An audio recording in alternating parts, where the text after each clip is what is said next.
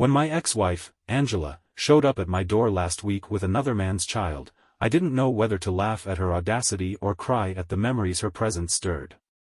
She stood there, teary-eyed, asking to be part of my life again. It didn't take me long to make a decision. I slammed the door in her face.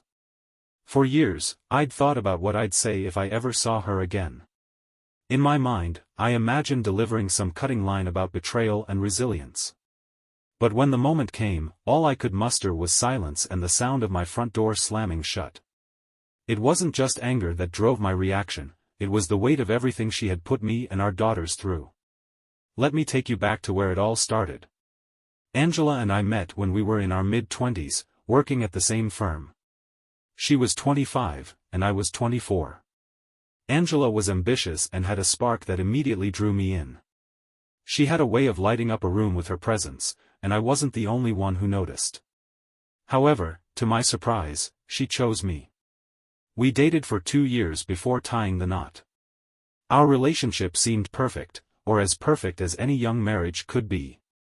We were in love, we laughed often, and we dreamed about building a life together. A year after we got married, Angela got pregnant with our first child. We were overjoyed, and when our daughter was born, I felt a sense of fulfillment I hadn't known before. Angela was a natural mother at first. She doted on our daughter and seemed genuinely happy in her new role. Things between us were good, even better than before. So, when she suggested quitting her job to focus on raising our child, I supported her wholeheartedly. I believed in giving her the freedom to do what made her happiest, and at the time, this seemed like the right choice for our family. For the next 2 years, life was relatively smooth. I worked long hours to support us financially, but coming home to Angela and our daughter made all the stress worthwhile. I didn't mind carrying the financial burden because Angela was doing her part by taking care of our home and child. Then Angela got pregnant again. Our second pregnancy was unplanned. When Angela told me, her reaction wasn't what I expected. Instead of joy or even nervous excitement, there was hesitation, almost disappointment. I told her that whatever she decided, would support her. If she didn't want to keep the baby, I would understand.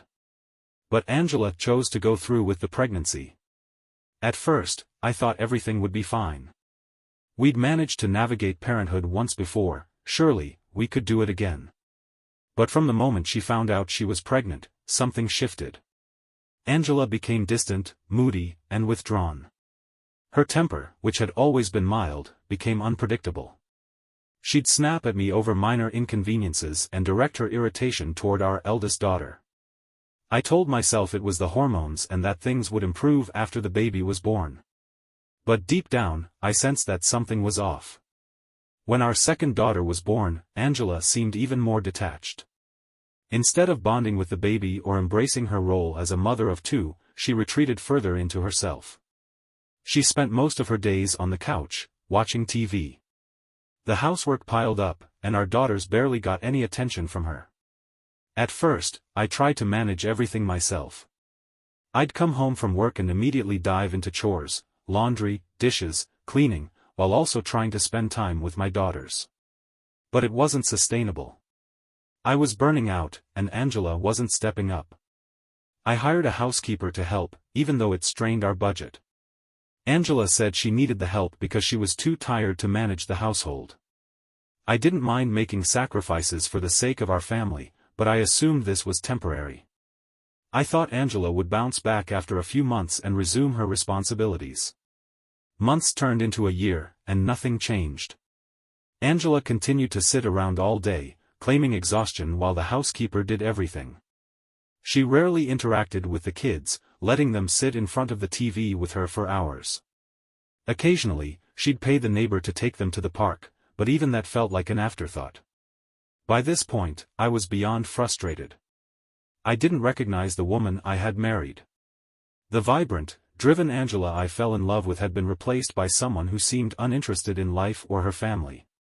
After about 6 months of this, I decided I couldn't keep quiet anymore. I asked my parents to watch the kids for a day so Angela and I could talk without interruptions. I approached the conversation cautiously, knowing it would be difficult. "Angela," I began, "I know you've been struggling. I know it's been hard adjusting to life with 2 kids. But I need you to work with me here. I can't keep carrying this alone." Her response shocked me. Angela scoffed. "Work with you? You're the one who can't manage to earn enough to support this family properly. If you're struggling, maybe you should get a better paying job instead of blaming me." I tried to keep my cool. "I'm not blaming you. I'm asking for your help. We can't afford the housekeeper anymore. If you could take on some of the household tasks again, we could save money. Why don't you stop wasting money on things like takeout and figure out how to budget better?" she shot back. Her accusation stung, but I pressed on. "Angela, I'm doing everything I can. I'm working long hours, and I'm still helping out at home. I just need you to meet me halfway." Her face twisted with anger. "You think I'm not doing enough? I'm the one stuck with the kids all day. You get to sit in an office and escape this madness.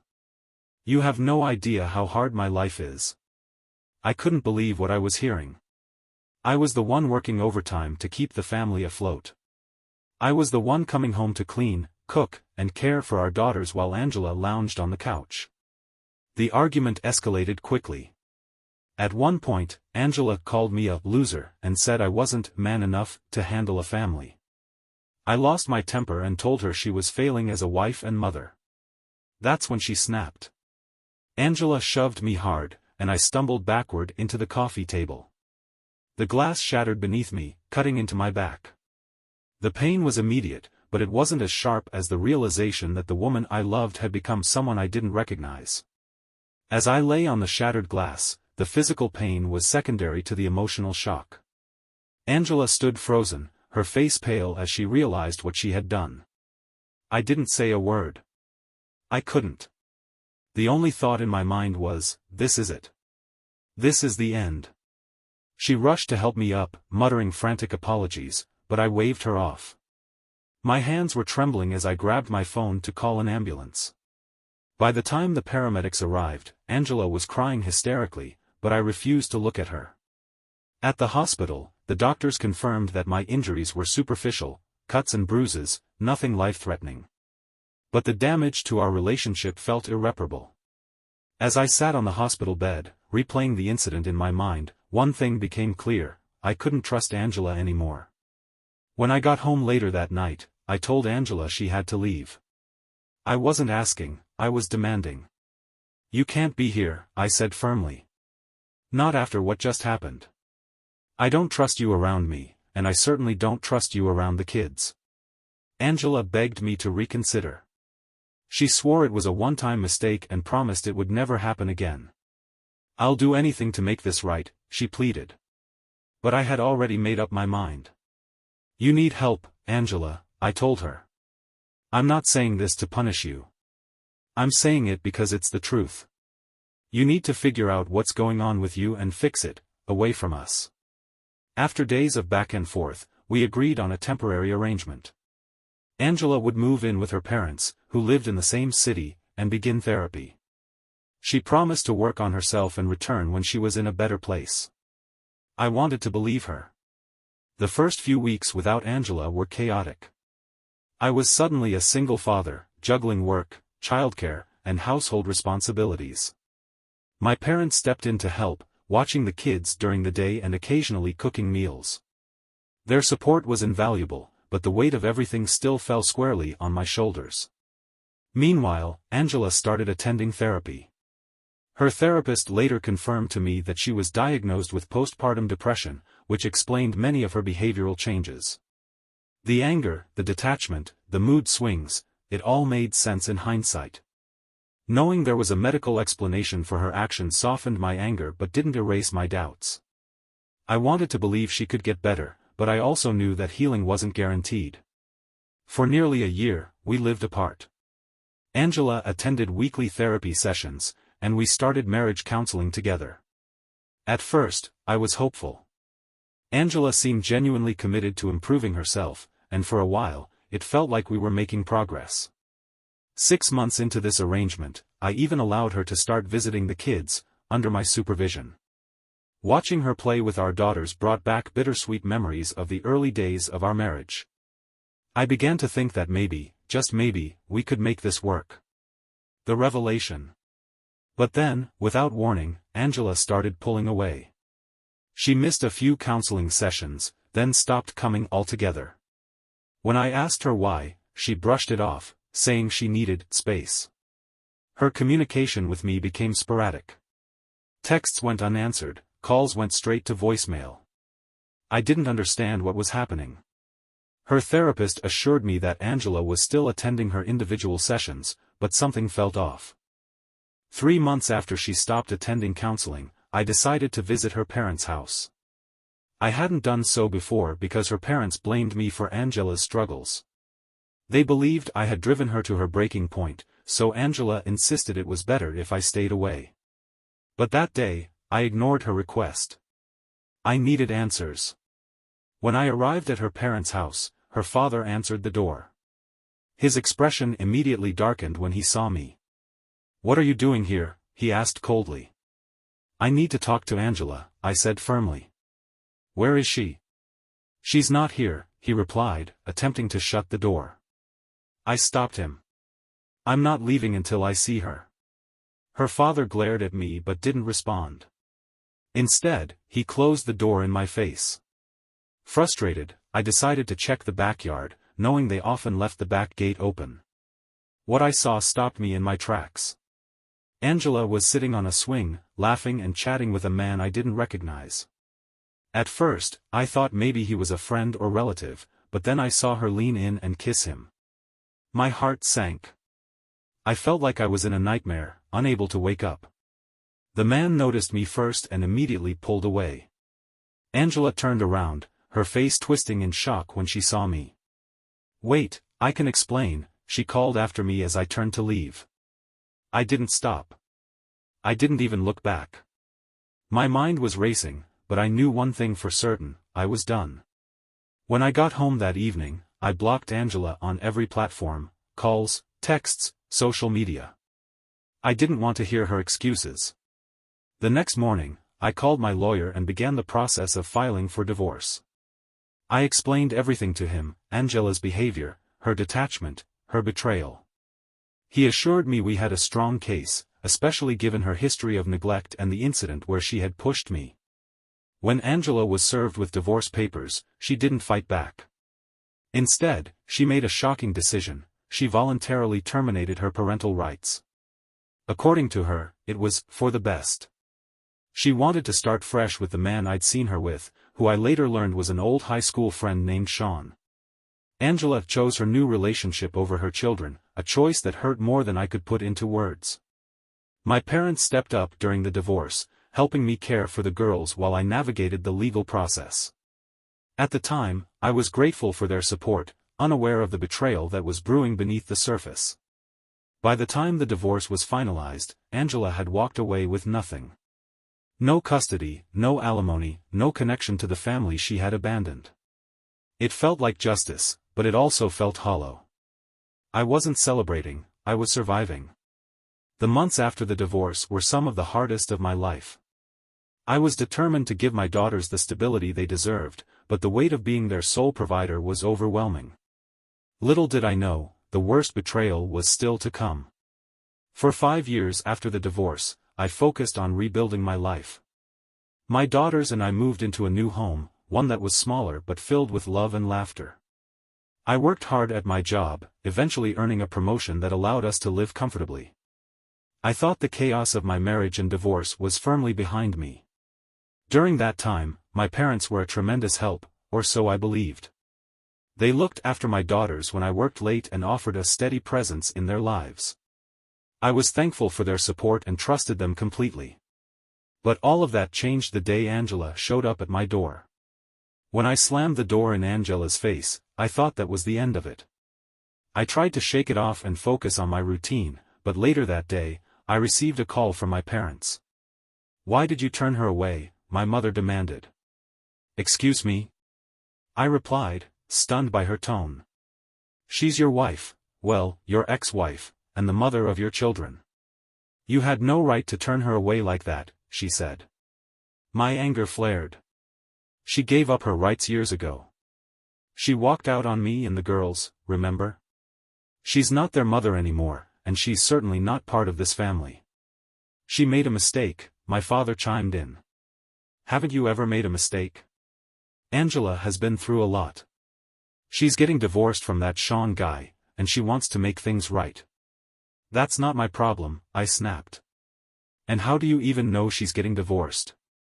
There was a pause, just long enough for suspicion to creep into my mind. She contacted us, my mother finally admitted. She reached out a few months ago and told us everything. She's changed, and she deserves another chance, for the girl's sake, if nothing else. I couldn't believe what I was hearing. You gave her my address? Yes, my father said unapologetically. We thought it was time you had a serious conversation with her. I was furious. You had no right.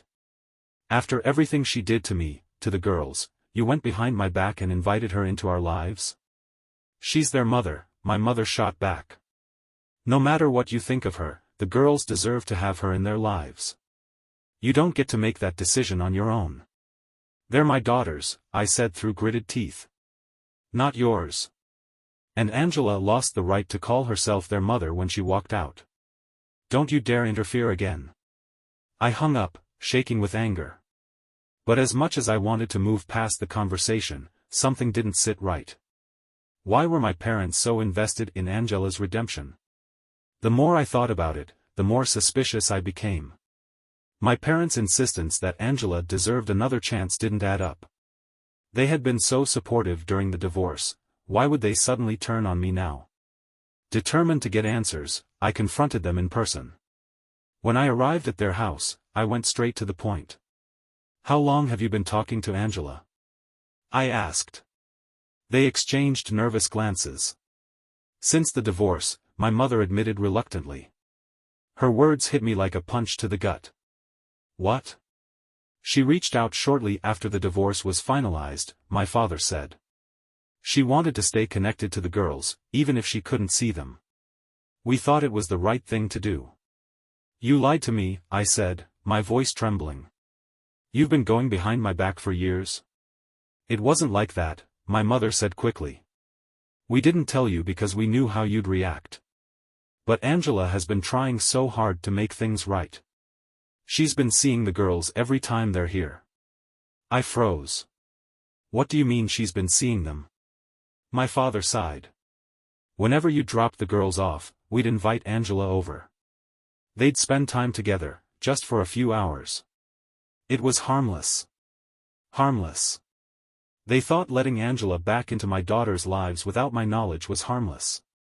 I couldn't even speak.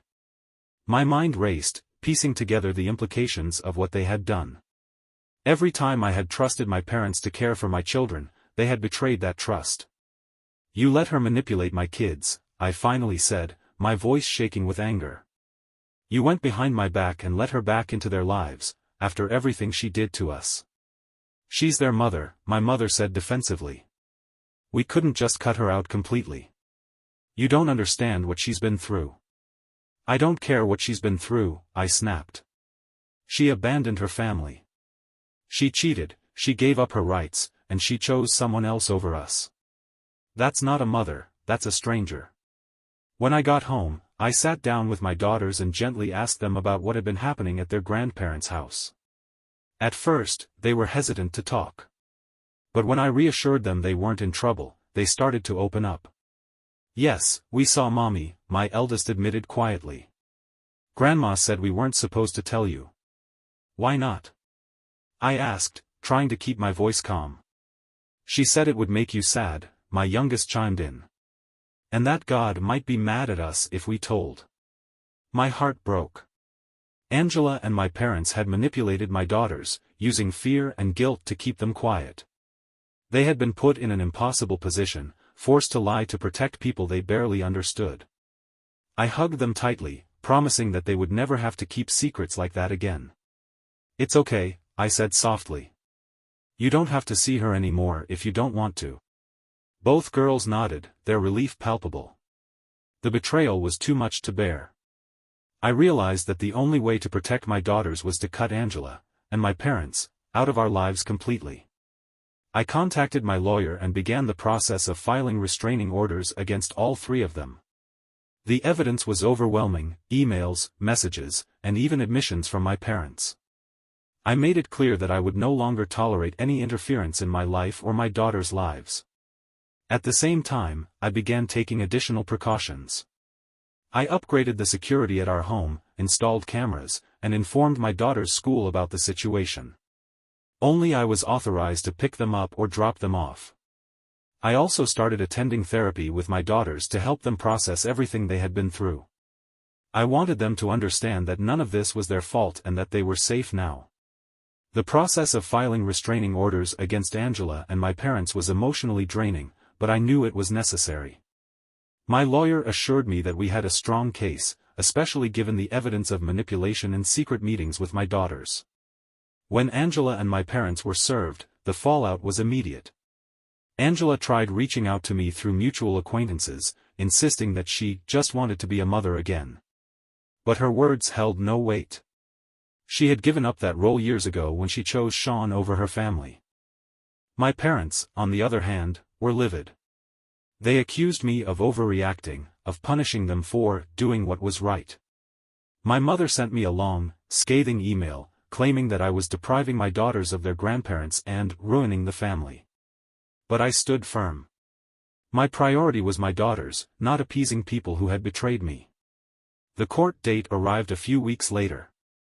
I showed up with my lawyer and a folder full of evidence, emails, text messages, and even a written confession from my parents, who had sent it thinking it would earn my forgiveness.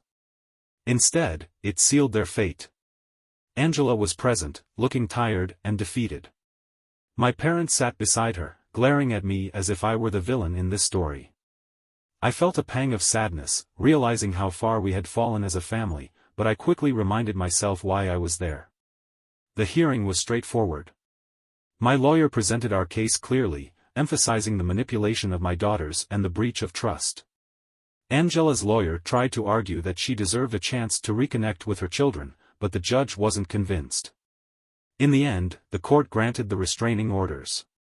For the next 5 years, Angela and my parents are legally prohibited from contacting me or my daughters. If they violate the order, they face severe legal consequences. As we left the courtroom, I felt a mix of relief and exhaustion.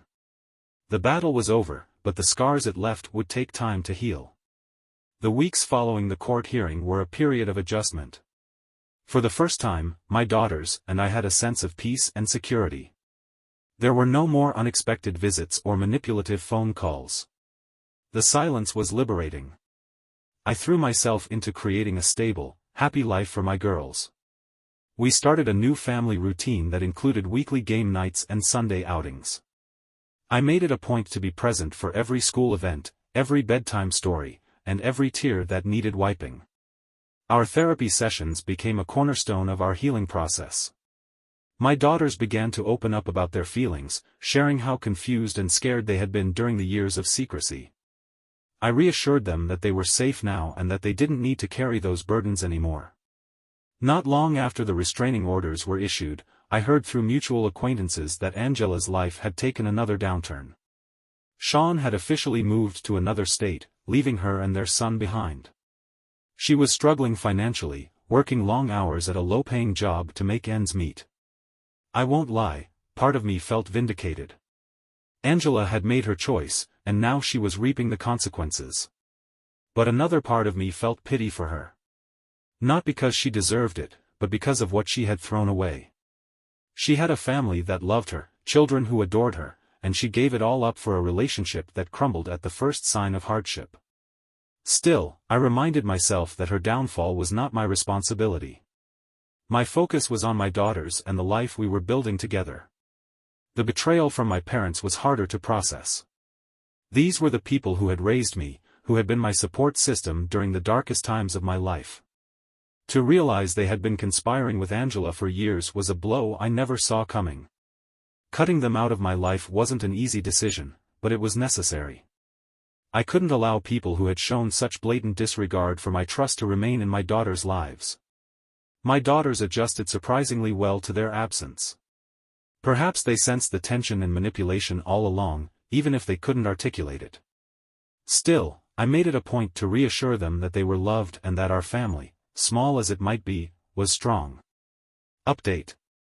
5 years later, our lives look completely different. I've been promoted at work, and we've moved into a new house in a quiet neighborhood. My daughters are thriving, they're excelling in school, making friends, and pursuing their passions. I've even started to open myself up to the idea of dating again. It's been a slow process, but I've learned that not everyone will hurt me the way Angela did. Trust takes time, and that's okay. More than anything, I'm proud of the life I've built for my daughters. They're happy, healthy, and growing up in a home filled with love and respect. That's all I ever wanted for them. Looking back, I realized that Angela's return wasn't the disaster it first seemed, it was a turning point.